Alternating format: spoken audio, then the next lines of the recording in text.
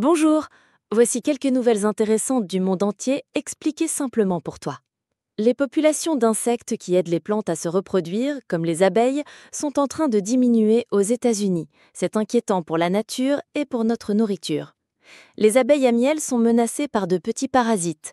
Ces parasites transportent des virus qui rendent les abeilles adultes et leurs bébés malades. Pour aider, des entreprises ont créé des ruches intelligentes. Ces ruches utilisent l'intelligence artificielle pour surveiller la santé des abeilles et les soigner si besoin.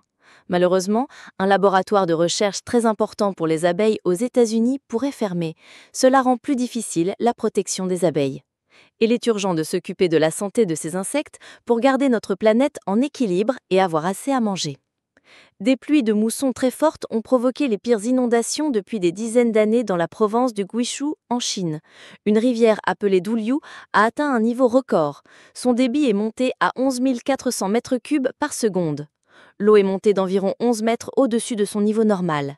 Les responsables ont dit que les appareils de mesure de l'eau n'avaient pas atteint des niveaux aussi hauts depuis environ 30 ans. Les fortes pluies ont commencé le 18 juin. Une nouvelle étude change ce que nous pensions savoir sur les statues cassées de la reine égyptienne Hatshepsut. Pendant longtemps, on a cru que son beau-fils, Thoutmôsis III, les avait détruites par vengeance. Mais un égyptologue de l'université de Toronto a réexaminé d'anciens rapports de fouilles. Il a découvert que beaucoup de ces statues vieilles de 3500 ans étaient cassées à des endroits précis, comme le cou, les genoux ou les chevilles.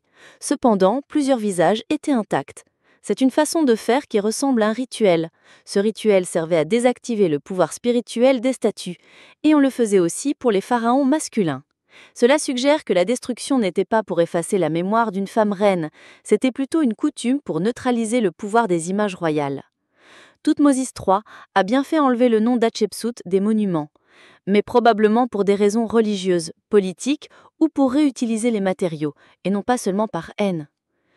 L'Organisation mondiale de la santé a publié un rapport sur le tabac. Elle prévient que les progrès pour réduire le nombre de fumeurs dans le monde ont ralenti.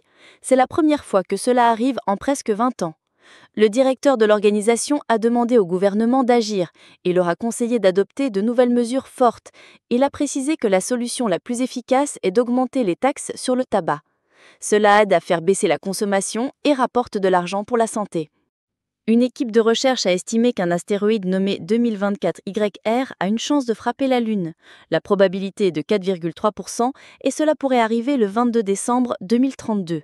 Ce nouveau calcul a été fait grâce à des observations du télescope spatial James Webb. Avant, on pensait que la chance était plus faible. Heureusement, les scientifiques ont aussi confirmé que cet astéroïde ne représente presque aucun danger pour la Terre. Le risque pour notre planète est maintenant très bas, à 0,0017%. La NASA a donné son accord final pour un lancement vers la Station spatiale internationale. Il s'agit de la mission privée Axiom Mission 4, menée par les entreprises SpaceX et Axiom Space. Le décollage est prévu le mercredi 25 juin. Une fusée Falcon 9 sera utilisée. Après le lancement, une partie de la fusée essaiera de revenir atterrir sur Terre. La mission durera 14 jours et utilisera une toute nouvelle capsule Dragon. À bord, il y aura 4 astronautes. La commandante est une ancienne de la NASA, Peggy Whitson, qui va encore augmenter son record de temps passé dans l'espace. Elle sera avec un pilote de l'armée de l'air indienne et 2 spécialistes. L'un vient de Pologne et l'autre de Hongrie. Ce sera le premier vol spatial pour leur pays depuis plus de 40 ans. La Chine fait de grands progrès scientifiques. Le pays a commencé à construire un télescope solaire très moderne. Il sera situé très haut dans les montagnes, ce qui fera dans lui l'observatoire solaire le plus élevé du monde. La Chine a aussi lancé 2 autres projets de télescopes avancés. De plus, une entreprise chinoise va développer un laboratoire pour mesurer l'énergie de fusion, une future source d'énergie propre. Le pays progresse aussi dans la technologie spatiale. Ils ont réussi un test important pour un nouveau type de moteur de fusée. Ces projets montrent que la Chine investit beaucoup dans des domaines scientifiques de pointe.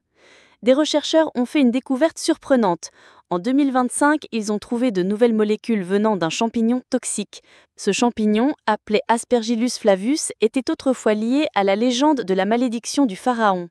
On l'a trouvé dans le tombeau du pharaon égyptien Toutankhamon. Ces molécules se sont montrées très efficaces pour tuer les cellules de la leucémie, un type de cancer du sang. Elles pourraient même être aussi puissantes que les médicaments actuels. Elles agissent en empêchant les cellules malades de se diviser. Cette découverte transforme une vieille légende dans une avancée médicale pleine d'opportunités pour combattre le cancer. J'espère que ces informations t'ont plu et t'ont appris de nouvelles choses.